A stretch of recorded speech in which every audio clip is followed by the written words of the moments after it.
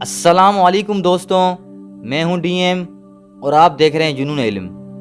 ناظرین گرامی، الشمس المعارف الکبریٰ نامی ایک قدیمی اور پراسرار کتاب جو 6 صدی عیسوی میں عربی زبان میں لکھی گئی تھی، یہ روحانی عملیت پہ مشتمل ایک ایسی کتاب ہے جو عملیت کی دنیا میں ایک پراسرار حیثیت رکھتی ہے اور آج بھی متنازع ہونے کے باعث سعودی عرب سمیت دیگر اسلامی ممالک میں پابندیوں کا سامنا کر رہی ہے۔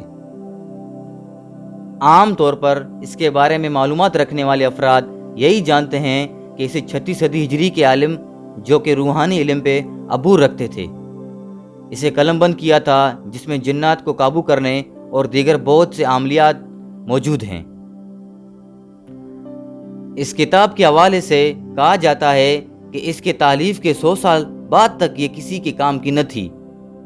جو بھی اسے پڑھنے کی کوشش کرتا یا تو وہ مجنون ہوتا یا پھر جنات اس پہ حاوی ہو جاتے تھے۔ 100 سال تک یہ کتاب فقط ایک ہی نسخے پہ مشتمل رہی، مگر بعد کے زمانے میں کسی نامعلوم شخص کی جانب سے اس کتاب میں کچھ کمی پیشی کرتے ہوئے اس کے کئی نسخے بنائے گئے تھے، کیونکہ کتاب کے مصنف کی جانب سے مذکورہ کتاب میں بعض ایسے نسخے ذکر کیے گئے تھے جنہیں استعمال کرتے ہوئے کوئی بھی عام شخص انتہائی آسانی سے قوی و جسرا جنات کو بآسانی سے اپنے قابو میں کر سکتا تھا۔ اس لیے جنات اس کتاب کی حفاظت کرتے تھے۔ بعد ازاں کسی نامعلوم عامل کی جانب سے اس میں کچھ تعریف کرتے ہوئے ایسی جادوئی نسخوں کو نکال دیا گیا جس کی بنا پر جنات اس کتاب پر خود کو مامور کیے ہوئے تھے۔ لیکن اب اس کتاب میں موجود کالے علوم کی وجہ سے کوئی عام شخص اس کو سمجھ کر پورا پڑھ نہیں پاتا اور اس کی کوشش کرنے والے افراد پاگل پن، مرگی، جنون، سحر یا دیگر بیماری میں مبتلا ہو جاتے ہیں۔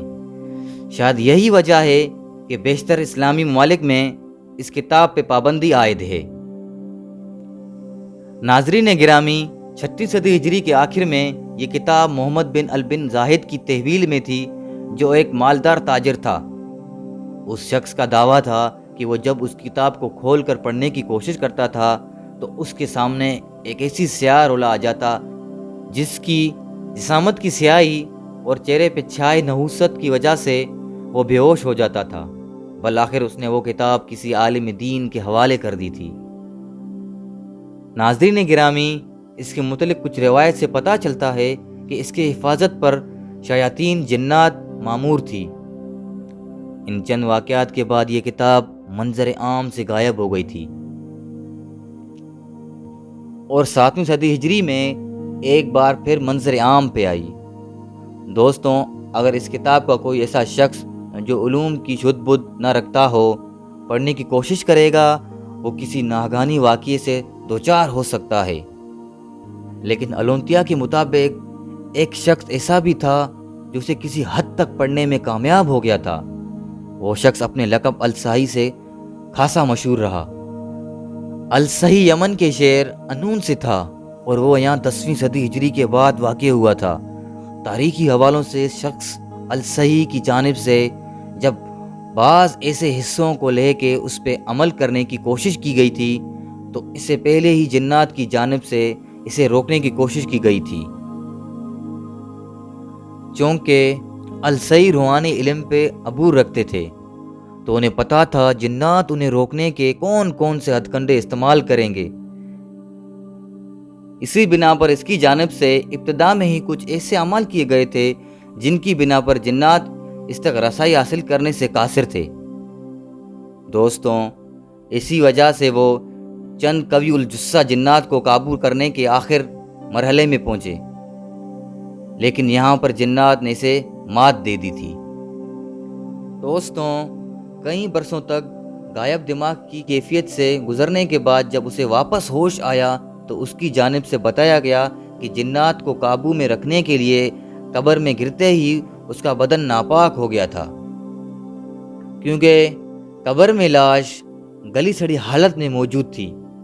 یہی وہ موقع تھا جو جنات کے لیے انتہائی کارگر ثابت ہوا۔ انہوں نے براہ راست الصحی کے دماغ پہ اثر ڈالا۔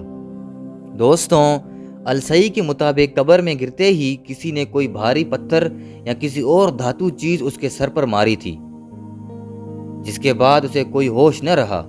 10 سال تک عالم مدہوشی میں بھٹکنے کے بعد جب الصحیح کو ہوش آیا تو اس نے یہ واقعہ لوگوں کو سنایا، پر کسی نے یقین نہ کیا۔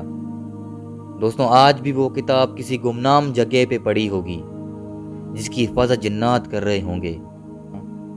ناظرین گرامی، اور اس کتاب کے نام پر آج بے تحاشا جعلی اور 2 نمبر کتابیں چھاپی گئی ہیں، جن کا نام تو الشمس المعارف الکبریٰ رکھا گیا ہے، پر یہ کتاب وہ کتاب نہیں جو احمد بن علی البونی نے قلم بند کیا تھا۔ دوستوں، مجھے اب اجازت دیجیے گا، ملتے ہیں ایسی ایک نئی ویڈیو کے ساتھ۔ اللہ حافظ۔